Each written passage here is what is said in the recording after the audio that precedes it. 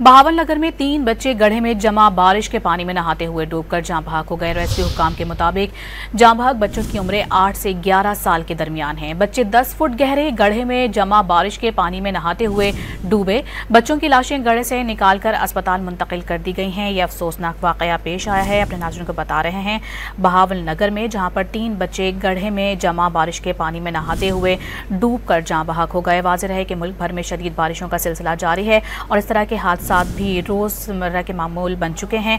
और इसी तनाजुर में अपने नाज़रीन को ये बताते चले कि बहावलनगर में भी ये अफसोसनाक वाकया पेश आया, जहाँ पर 3 बच्चे डूबकर जाँ बहक हुए हैं।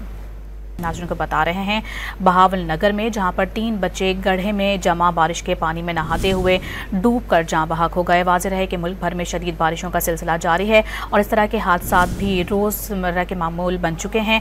और इसी तनाजुर में अपने नाज़रीन को ये बताते चले कि बहावलनगर में भी ये अफसोसनाक वाकया पेश आया, जहाँ पर 3 बच्चे डूबकर जाँ बहक हुए हैं।